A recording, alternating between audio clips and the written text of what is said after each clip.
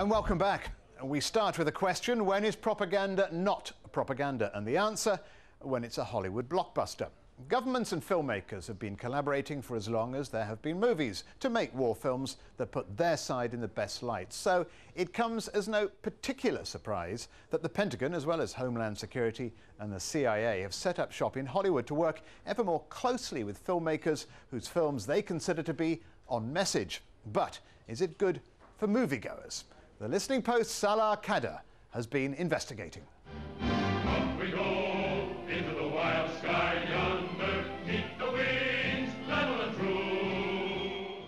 From the days of Errol Flynn parachuting into the Japanese-occupied Burmese jungle in the movie Objective Burma, to today's special effects-filled blockbusters, it's no secret that Hollywood has long loved telling the story of soldiers and war. But what's not as well known is the role the real American military plays in helping to create and craft its depiction in these popular Hollywood movies.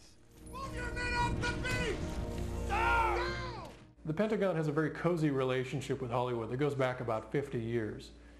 World War II represented a big boon for military Hollywood collaboration, and the military spent a good deal of time in this period thinking of ways of turning the silver screen into a public relations device. This relationship has been dubbed the Military Entertainment Complex, or militainment. I think the sensibility of militainment in media coverage really came about after 9/11, when Karl Rove and other members of the White House met with the important producers and directors in the Hollywood industry and said, help us tell the story of the military to the American people so we can fight this war on terror. But what can Hollywood studios and producers expect in return for giving the military big screen time? They will get very, very cheap access to military locations. They will get very cheap access to military hardware, which runs the gamut from submarines to tanks to planes. And they will get very, very cheap access, probably sometimes free access to soldiers, to troops, to serve as extras in the film. So it makes sense on a kind of business level to do it, because it keeps the cost of the film down. But on a moral level and a creative level, it's pretty dodgy. Say you're a movie producer.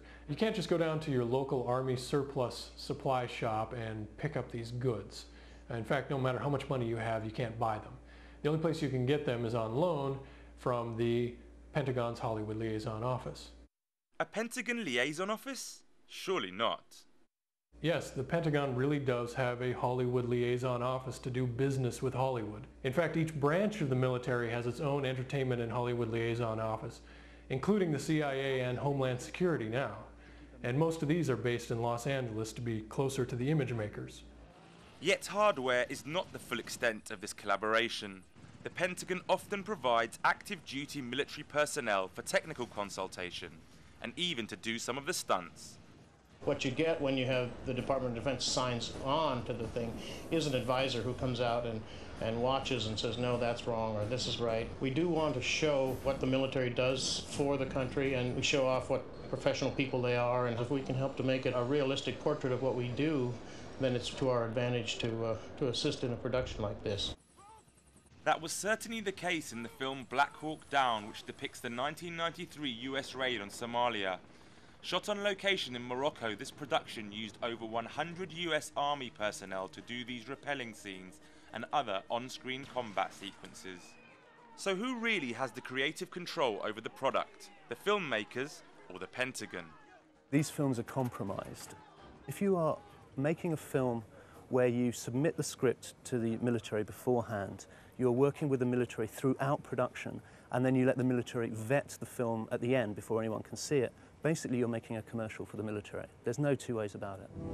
I do solemnly swear to support and defend the Constitution of the United States against all enemies, foreign and domestic. So help me God. So help me God.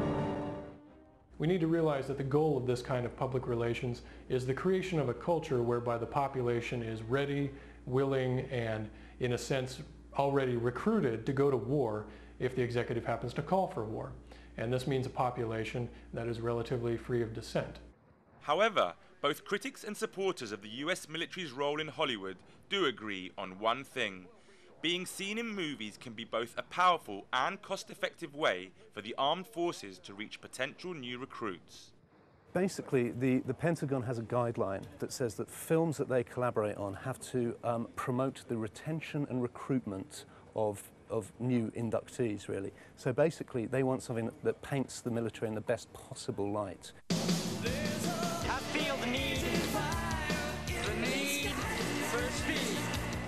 Top Gun comes about as close as you can get to an actual Pentagon production without having the Pentagon name on it.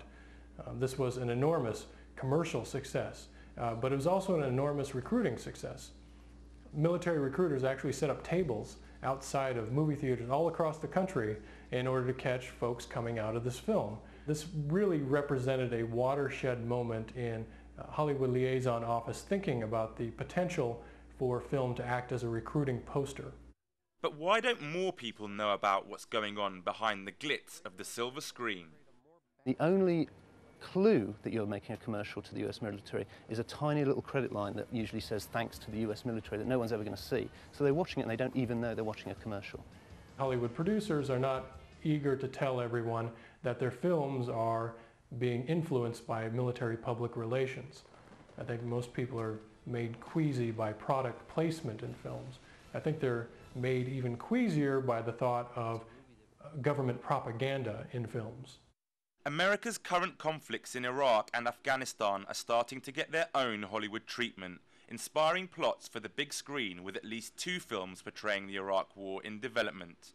But it remains to be seen whether the American public, or the world for that matter, are ready to be entertained by such politically charged conflicts. The American public pride themselves on not being the recipients of propaganda. And one of the things we find with polls is that people believe that the military, to their, as much as they can, is telling the truth. I think if that were revealed, some of these practices and behind the scenes and the way that imagery is really shaped, I think that the American people would be able to see through it better and be more critical of it. And finally, what were prison authorities at the Cebu Provincial Detention and Rehabilitation Center in the Philippines thinking when they decided that performing the dance routine for Michael Jackson's classic Thriller video was the key to rehabilitation for the inmates? We may never know, but the result is a viral video that spread like wildfire across the web. If you haven't seen it, it's our Internet Video of the Week. If you're one of the millions who have, enjoy it again. See you another time at the Listening Post.